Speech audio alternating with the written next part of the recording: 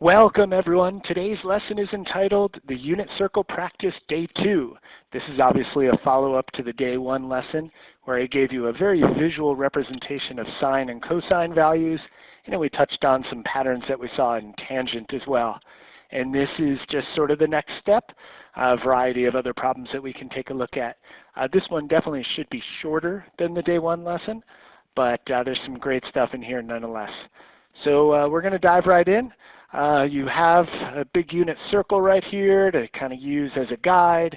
I have my horizontal line and vertical line here to represent like your pencil that you would be putting on the unit circle to go ahead and visualize moving vertically and horizontally, if you remember that from yesterday's lesson. All right, so I'm going to get right into the first practice set here, and what happens when we have a negative t value. And just a quick introductory question, and then obviously just a little 4-problem set to see if we understand the concept. So let's go for it. It says, what do we need to remember when dealing with the negative t value? And we've seen this really from the beginning of trigonometry. When we have a negative angle measure, we rotate clockwise, and the unit circle is no exception there. So the way I guess I'd have you put it on your paper is that we rotate clockwise, and maybe underline that. That's probably a good idea, off of the initial point.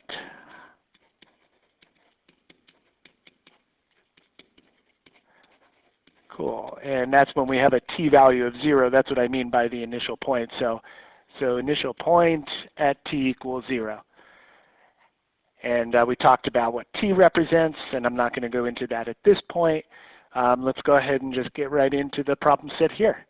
So notice in each particular case, remember all trig is just based on inputs and outputs, and the input here would be this value right here. This is our t value on the unit circle, and our output would be the ratio at that t value.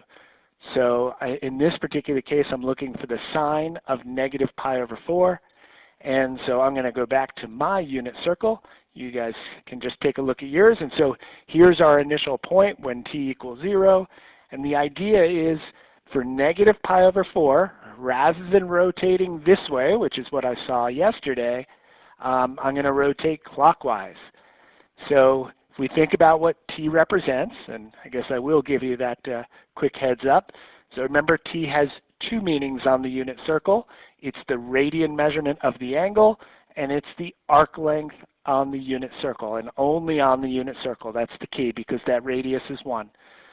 Okay, so if I think about a t value of positive pi over 4, that would be from here to here. So that would be the arc length going counterclockwise. So if I have a t value of negative pi over 4, well, all that means, everybody, is I'm just going to rotate the same amount in this direction. And remember, we kind of talked about this as the pi over 4s are the ones in the middle out of the 3 special angles in each quadrant. So negative pi over 4 would just put me here. And I think I saw a sine ratio there, so I'm going to go over to my computer and grab, just as a reminder from yesterday. So remember, for sine, put your mental pencil like this, or actually I'd probably put my physical pencil like that. And I'm going to go vertical for sine. And am I going to hit it first, second, or third? And there's first, and there's second. So I hit it second, and I was going down.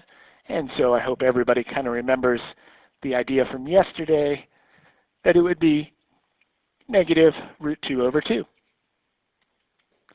Okay, and if that just doesn't click for you, that part of it, that visualization, then you might want to go back and revisit the previous lesson and look at it and ask questions of me too, and I can kind of guide you through myself. All right, next one, cosine negative pi over 3. So again, negative t value. Certainly all that means is we're going to rotate clockwise as opposed to counterclockwise. So I'm going to go right on back to my circle there. I start here. And a couple ways you could think about this, but you know, I think about it as if I had a t value of positive pi over 3, that would be from here to here. So I think about that arc length from there to there. And so from my vantage point, I'm just going to go ahead and rotate that same amount but clockwise. And so that would put me right here. All right then.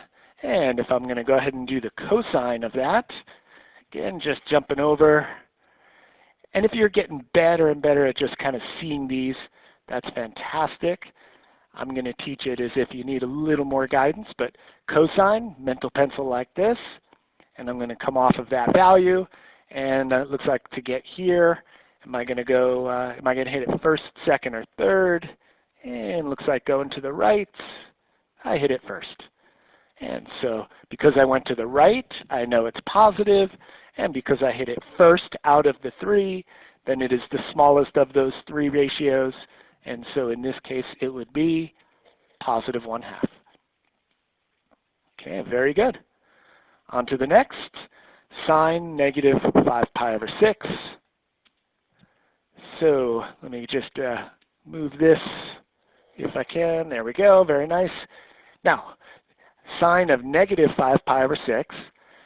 So again, I'm going to rotate this direction, and it's up to you how you want to go ahead and play this out, but if I think of positive 5 pi over 6, that would be here. So positive 5 pi over 6 is that amount, not quite halfway. And so if I just rotate that amount clockwise, that looks to put me here. Again, remember the pi over 6s are the ones closer to the x-axis, so these guys. And you can see if positive 5 pi over 6 was here, negative 5 pi over 6 was there. And let me just see if that was sine or cosine. Looks like it was sine. Alrighty, and you know, I think maybe I won't jump over to my computer and see if I can do it from the board here. All right, there we go. That's not too bad. So I put my pencil like this. Am I going to hit first, second, or third? Going down. Looks like I hit it first. And so the answer should be negative 1/2. And let me go ahead and get my pen. There we go, negative 1/2. Awesome. All right, on to the last of this problem set right here, tangent, negative 5 pi over 3. Again, negative t value. Immediately that just gets in my mind that we have to rotate clockwise as opposed to counterclockwise. And I think I saw negative 5 pi over 3. So again, a few ways you can think about it, but I just at least orient myself on where is 5 pi over 3. Again, should know those t values from the previous lesson. But 5 pi over 3 would be here. And so if I rotate that amount, so think about that right there, that's how far I rotated counterclockwise. Now let's rotate that same amount clockwise. And if I do, right up there. And you can see kind of the reflection. If that's 5 pi over 3, that would be negative 5 pi over 3 right up there. Okay, I don't want to give too much away on that, but that's how it would work. All right, and tangent. So in this case, just think about the patterns from yesterday. We kind of talked about, first and foremost, if I'm in quadrant 1, tangent is positive. And at the pi over 3's, if you remember correctly, if I had to decide, is it a root 3 over 3 or just a root 3? Remember our silly little trick, but it worked. If it's just a pi over 3, then it's a root 3 situation. So the tangent ratio at negative 5 pi over 3 should be positive root 3. All right, great. So just don't forget, with negative t values, you're rotating clockwise. Let's close that out and move on to the next set. All right, so this would be what we would call the post-primary rotation. So what that means is outside of 0 to 2 pi, so larger than 2 pi here. And let's see, a little question to get us thinking about it in the right direction, and then we'll go through our 4 problem set here. So what would be helpful to remember when dealing with numerical values larger than 2 pi? And if you look right here, these are all numbers larger than 2 pi, so past our primary rotation of 0 to 2 pi. And I guess I would say something along these lines right here. Just remember that it is helpful to see it as the numerator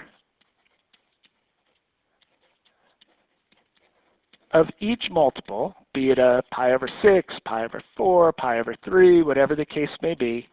So if you look at the numerator, is it's always a value that would not reduce over the denominator, and I'll talk more about that in just a second. So let me just write this carefully. The numerator of each multiple does not reduce with the denominator.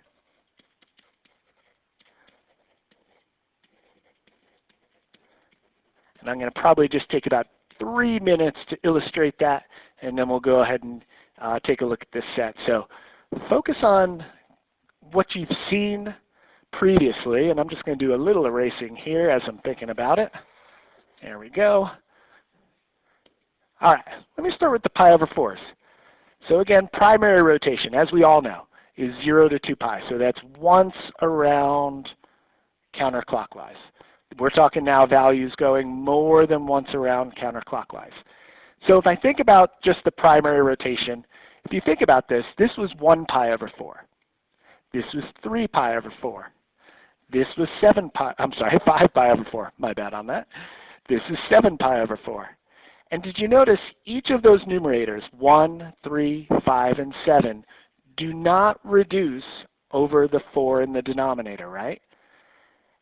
And that's the idea. So if I'm thinking about going past 2 pi, very simply the next pi over 4 is the next number over 4 that doesn't reduce. So if I think about these pi over 4s, I had 1, 3, 5, 7.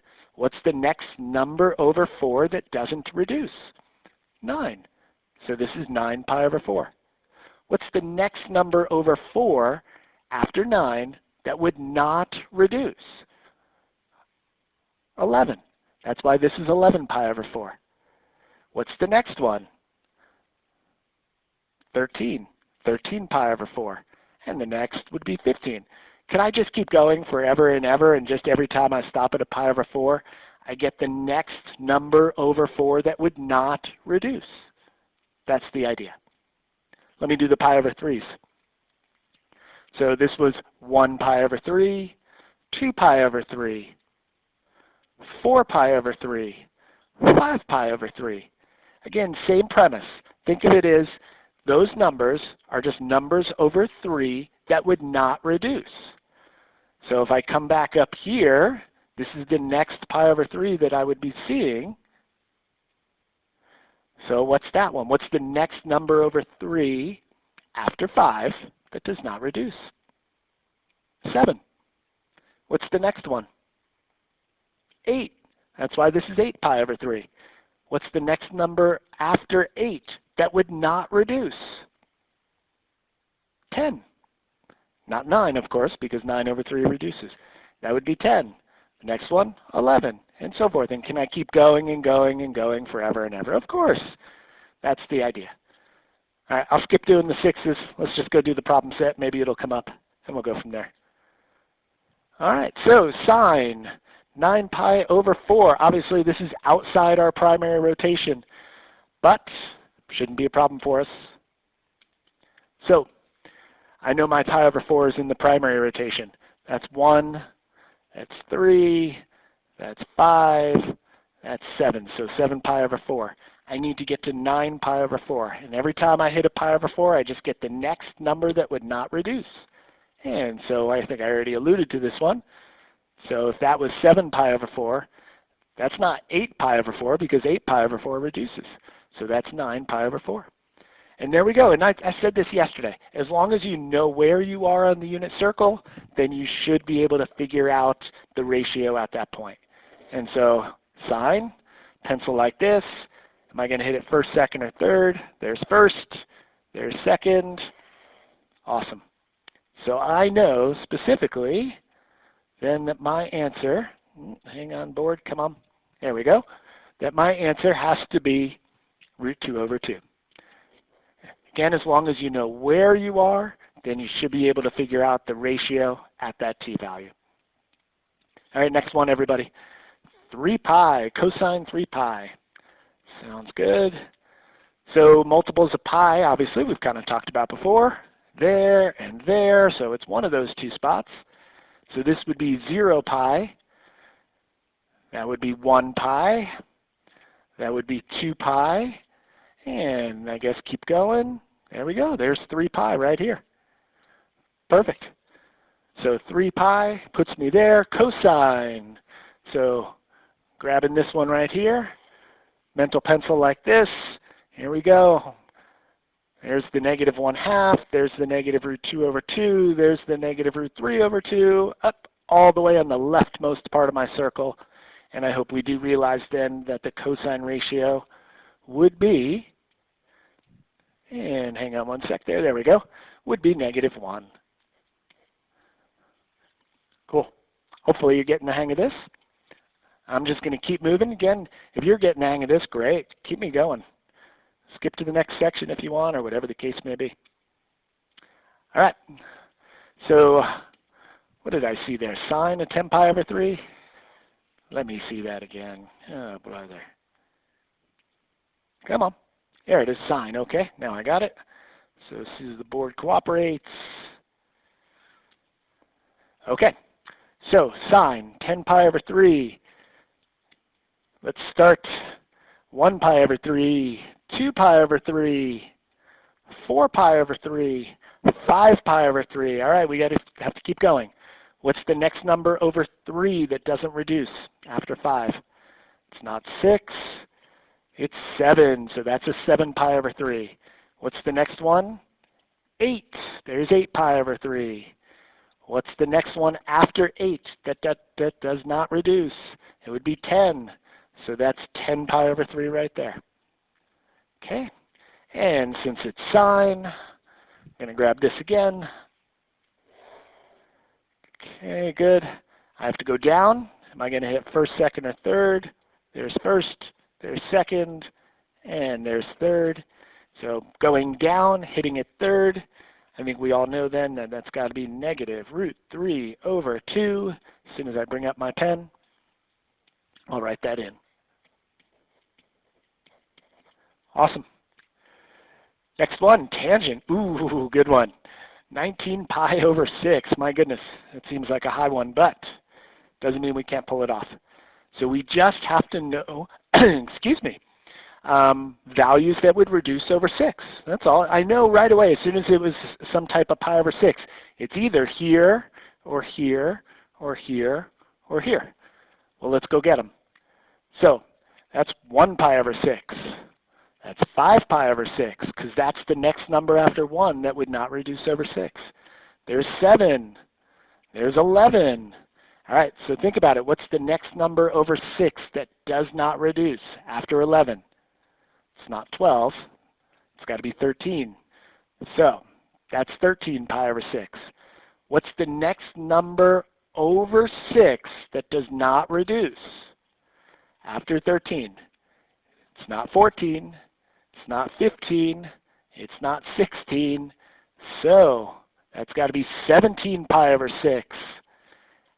What's the next one after 17 that doesn't reduce? It's not 18, but it is 19. Yeah, and now we got it. So 19 pi over 6 puts me right there. And I was so focused on that 19 pi over 6 that I neglected which ratio? Tangent. All right, I did see we were in the third quadrant. Tangent is positive in the third quadrant. Please don't forget that. That's a tricky one. And is it a root 3 or a root 3 over 3? And remember, 3 plus 3 is 6, so it's the root 3 over 3. Kind of silly, but it works. Okay, guys, I'm moving on. Let's do some reciprocals. So don't forget, we talk a lot about sine, cosine, and tangent, but there are 3 other ratios that we will be exploring. And those would be cosecant, secant, and cotangent. And just a refresher on those. So the cosecant ratio is the reciprocal of the sine ratio. The secant ratio is the reciprocal of the cosine ratio. And lastly, the cotangent ratio is the reciprocal of the tangent ratio. And there are the abbreviations, obviously, for the full names. All right, so I'm going to not even use my unit circle here. We're just going to go through this problem set pretty quickly. And so as soon as I see secant of pi over 6, to be honest, I don't even think of that for the moment. What I do think about is just the reciprocal. So just what is the cosine of pi over 6? And again, I think at this stage, the hope is you can kind of pull this off. If you need to go ahead and put your mental pencil on that circle that I provided for you, by all means. But for me, I'm just going to go ahead and give it to you. So that is cosine of pi over 6. Beautiful. So as soon as I then see that we're talking about secant, all I'm going to do is flip it. So the secant of pi over 6 has to be 2 over root 3. As the reciprocal, I just flip the ratio. Now again, we do rationalize. I'm hoping that this is a pretty quick step for you, but multiply both top and bottom by root 3, and I get 2 root 3 over 3. By the way, I've seen this in years past. If this ratio is positive, then the reciprocal is positive, of course. If this ratio is negative, then this ratio is negative, of course. Reciprocal just means you're flipping the number, nothing else. All right, cotangent of 0. So I don't think of that. I just think tangent is 0. And I know tangent of 0 is 0. Well, flipping 0, and I won't go into this in too much detail, but essentially flipping 0 means we're putting 0 in the denominator. And so as a result, undefined. Okay, next one, cosecant. As soon as I see cosecant, what I'm really thinking is sine. And so I do that. And if I look at my unit circle, I know I'm in the third quadrant going down. It's got to be negative root 2 over 2. And so as a result, cosecant, I'm going to just flip that number. So negative 2 over root 2. Rationalize the denominator, please. And so as a result, I get negative 2 root 2 over 2, right? Root 2 times root 2 is just 2. And these guys are just going to go away, say goodbye to them. And so as a result, negative root 2. Okay, good one. Last one here. Again, as soon as I see cosecant, I don't even think about it. I just do the reciprocal first. So this primary one, so sine of 7 pi over 6 happens to be negative 1/2 going down in the third quadrant. And so as a result, without a whole lot of issue, flipping that's pretty darn easy. I just get negative 2. All right, so I hope the reciprocals now are kicking in for you, making sense. And let's go to kind of our last big set here. Oh, I like these.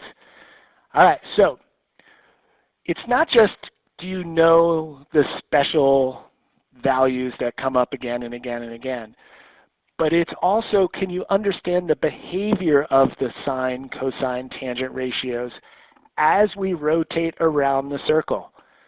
So understanding the behavior is kind of that next step forward as we do more and more with these trig ratios. So that's the, at least the premise of these 3 quick problem sets, positive, negative, closer to that, and just some approximations for kicks. But here's what I want you to do. So we know the top of the circle is pi over 2.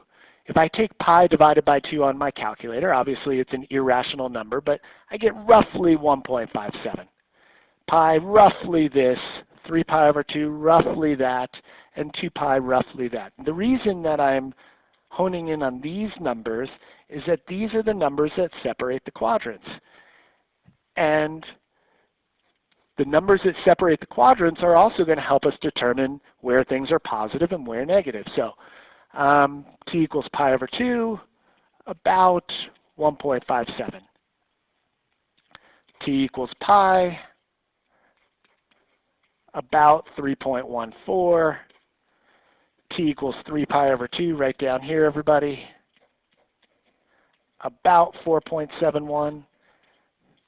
And lastly, if we make it once around the circle, obviously we've gone exactly 2 pi units, and that's about 6.28 units. All right, so remember, it's all about Do you know where you are on the circle? As long as you know where you are on the circle, should be able to answer any question that I give you. All right, so with that being said, let's go do these positive negatives first.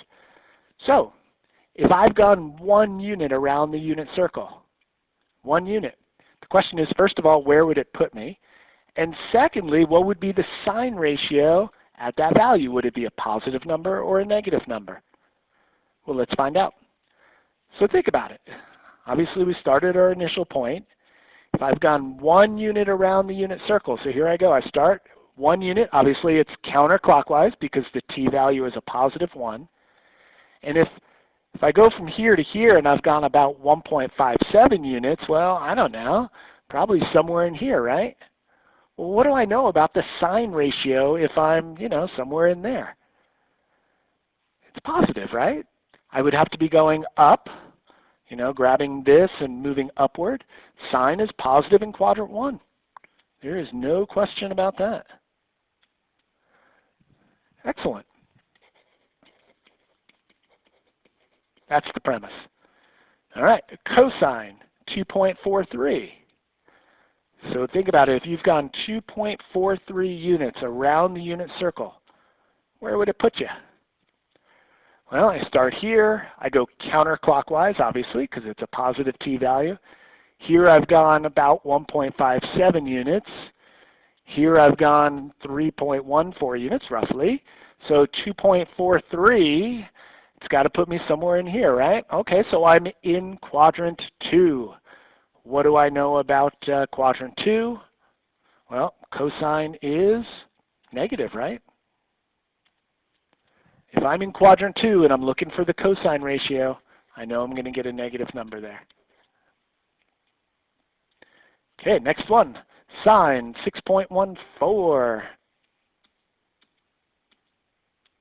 Where would I be? So 6.14, going around, it's about 1.57, that's about 3.14, that's about 4.71 units.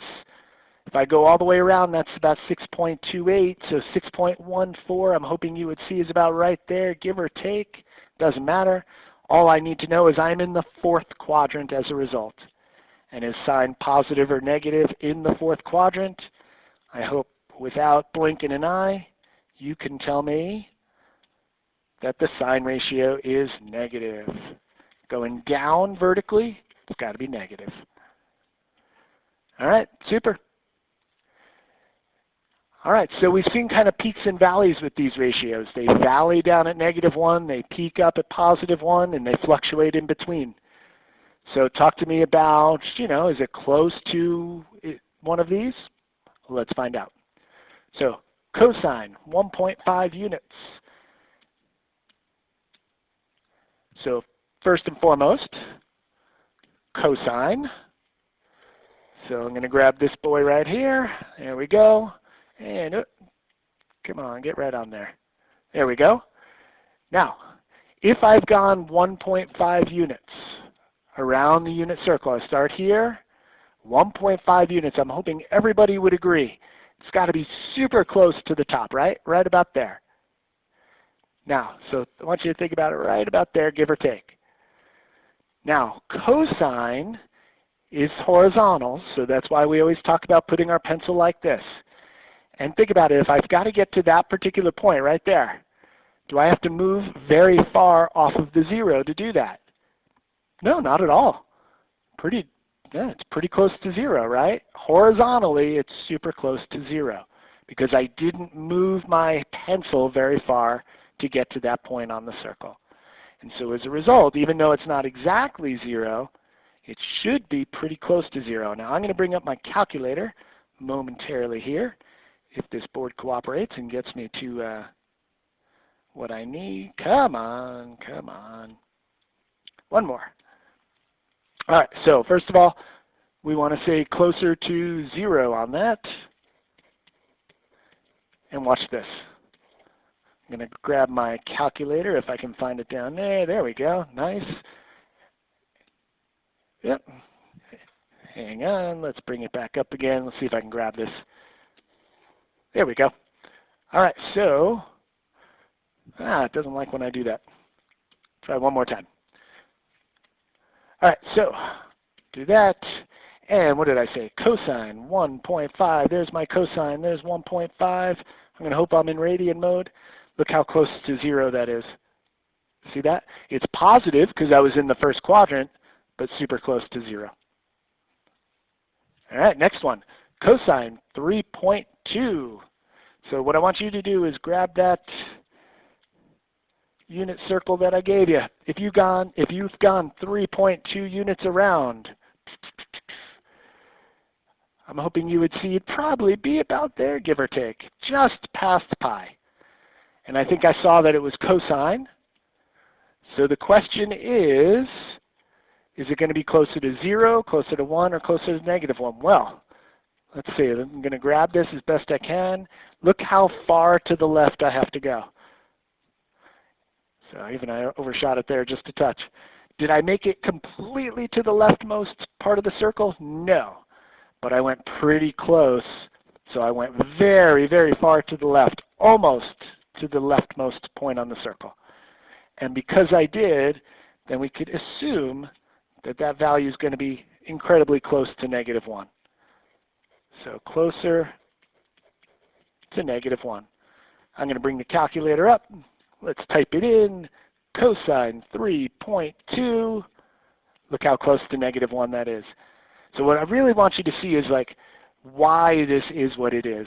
How reasonable it is that that's the answer. All right, last one in this set, sine 4.68. Okay, so 4.68. Go ahead and see where you might be on the unit circle there. So 4.68, if I go all the way around, probably about right there, give or take. Again, not quite at the bottom, but really close. And so I think I saw a sign for this one, so get rid of this guy. And there we go. So I put my pencil like that, and I've got to get down here. Look how far I've got to go down all the way to the bottom. Not quite, but really close, right? So just like the last one here, we can assume that sine of 4.68, I think that's what it was, sine of 4.68, again, incredibly close to -1, because I went down almost to the very bottom, not quite. But let's see if that makes sense. Sine 4.68, look at that. Look how close to -1 that is. All right, hope you're getting the idea. All right, last one, and you don't have to worry too much about these. It's not like I'm going to test you and be like, oh my goodness, your approximation was terrible. But I just want you to see like where these numbers come from based on what we're doing visually here. So sine of 1 unit. Let's see. So first of all, 1 unit. And this is kind of an approximation unto itself, but 1 unit around, well, if that's about 1.57 units, there's my 0. I don't know. I'm saying it's about right there, give or take. Okay, so I'm going to approximate that we would be there. And I know that I'm looking for sine, so I'm looking for the vertical here. So what's that value right there? Now remember our scale, everybody. Down at the bottom is -1, 0, all the way up to +1. So think about it. You know, what would be your guess? If you're saying basically, what's the sine ratio? What's the vertical? Right about there. So going from 0 to 1, I don't know. I'm going to guess it at about 0.8. I have no idea what it is. I have not looked ahead of time. And I might be embarrassed by my terrible approximation, but I'm going to guess about 0.8. Now, just for kicks, we typically go out 4 decimal places with these ratios, as we potentially have seen before, and we definitely will see again. So I'm going to just make numbers up. There we go, just for kicks. And now I'm going to type it in. Sine 1, let's see, not too bad. So that was my guess, and that's the actual answer there. So again, would I expect you to be right in this vicinity? No. But I want you to see that this number makes perfect sense with the way we've been visualizing it. Okay, last one. Let's see if you can get a good approximation without checking your calculator first. So I think I saw cosine 4.07. Oh, this is going to be a tough one. So if you've gone 4.07 units around the unit circle, there's 1.57 give or take. There's 3.14. What was it, 4.07? I don't know. Let's see. Maybe trying to ballpark it myself there. I'm going to say about here. Somewhere in there. Oh my goodness, I probably blew it. But that's all right. So when I hear cosine, remember I'm thinking horizontal. So it's sort of like this.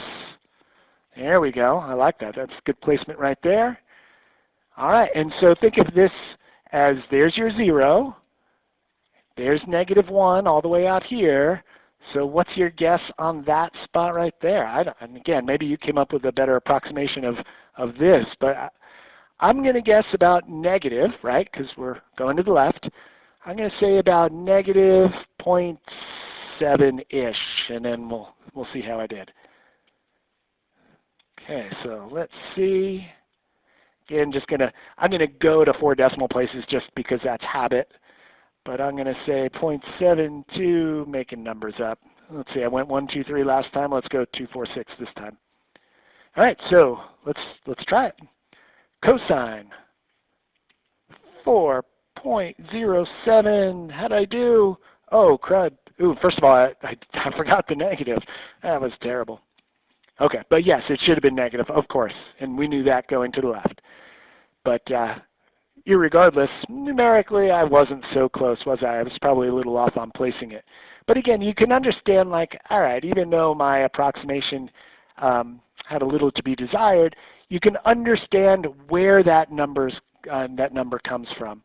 So it's about -0.6, give or take. And you can kind of see that. Again, I probably maybe should have been a little more here, and that would have been a -0.6 there. All right, guys, I'm going to end it right there. Hope everything clicked for you. If not, please ask questions. And thanks for watching this lesson.